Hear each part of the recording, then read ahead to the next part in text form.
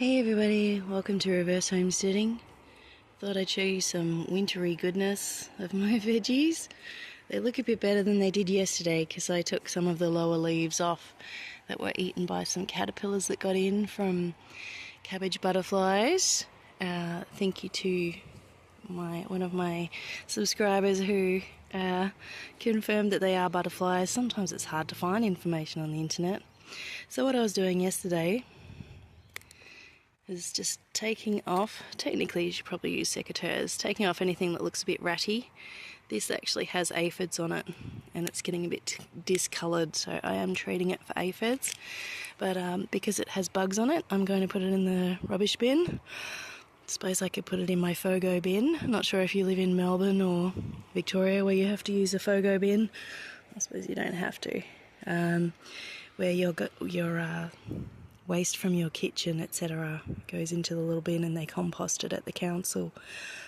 I don't give them everything, as you would know. But yes, little leaves that have bugs on them or disease, put them in some other place, or a burn pile if you have one, if you're fortunate enough to have some land where you can have a burn pile.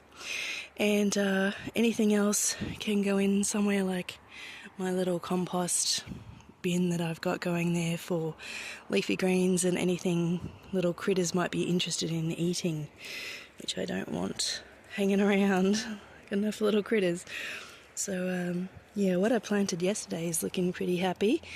We've had cooler nights down to about 5 degrees centigrade, so that's 51 F, and that's as cool as it's been getting, so that's quite good.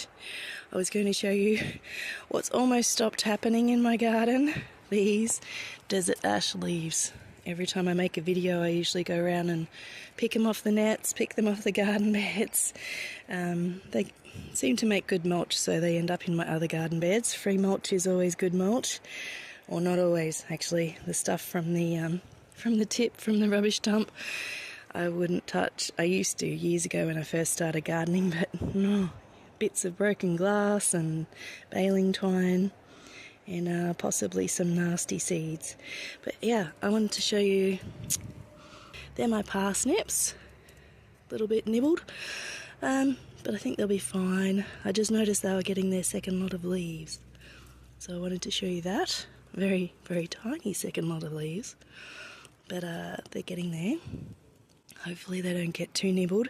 Maybe I'll have to do a beer trap after all. You can use beer in a margarine or a butter container, any kind of container that's not too high, that you can put the lip level with the soil. Just dig it in if you've got some space. And I noticed someone online put apple cider vinegar, I think, as an attractant, and water and flour, and that attracts them as well. And then they obviously fall in and don't get out. Still loving my blueberry. Alrighty, the other thing I was going to show you today, apart from my lovely beetroots, or beets, and my post that keeps losing its top, is the borage. My goodness, I've got 2 that I've grown from seed. They took a little while to take off. But yeah, and my nasturtium, I'm sure the leaves were barely half that size a week ago. It's just so happy. Look at those little water droplets. In winter, some things shine and some really don't. As I showed you on a previous video, I did plant some cowpeas or black-eyed peas, which are beans, as I say. And I planted another turtle bean, which I didn't show you. Turtle bean or black bean. These ones I'm waiting to see if they're going to do something. This one, if it can get to that size by the time we get to no more frosts, I will get a proper crop out of it, maybe. But I just planted it because I thought, oh, they're tough, they'll be fine. But who knows, who knows. And I'm really enjoying watching these freesias. I spent most of my life in rental properties until 4 years ago, when I first got a property. Of course it was belonging to the bank most of the time, not us. As they do until you completely pay them off.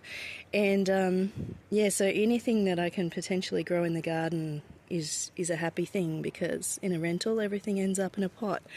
So because the garden bed wasn't ready, these freesias ended up in a pot. But I'm happy to be watching them come along. The little dragon fruit. And this, my goodness, I featured this yesterday in a video.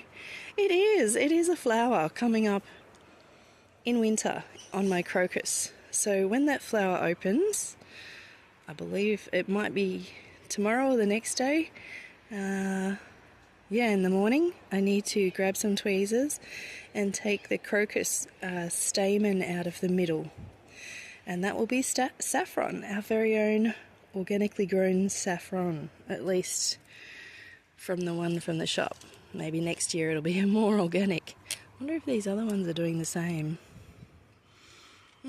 See that kind of sleeve around the bottom there? Kind of looked like that when the other flower came up. Yeah, maybe that one's doing the same thing. I don't know. It's very exciting. But yes, that will be a beautiful little flower, so perhaps next year I'll put them in the ground when I have that area ready. And yeah, that will be pretty cool. So my other carrots are going okay. They're just normal orange carrots, and that's a dwarf nasturtium. That's why it's not as big as the other one. I was thinking of planting, haven't quite decided if it's dwarf or normal size nasturtiums for hanging pots around the balcony. So just to provide some colour and that sort of thing. Our balcony's not very wide, so perhaps I'll go with dwarf. But they are cute little things. I've never grown the dwarf kind before. I was excited to see more of these Jerusalem artichokes or sunchokes popping up. I've got to keep a close eye on them to make sure they don't escape this container. Still working on a long-term solution for that. But we've got quite a few. So these little babies here, and they're frost sensitive, so I'm hoping this higher area around them will protect them from frost somewhat. I haven't been putting a frost cover on.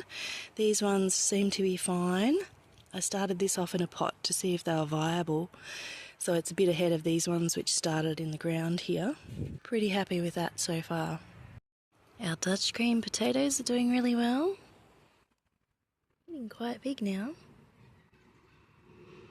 Still keeping this cover on them and a frost cover at night, just to be sure.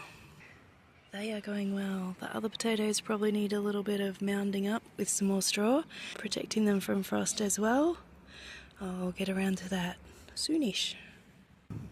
I'm working on a sourdough video if you're interested in that, so that will be up soonish, and hope you have a lovely day and that you're having fun in the garden. Thanks for watching. We'll see you next time.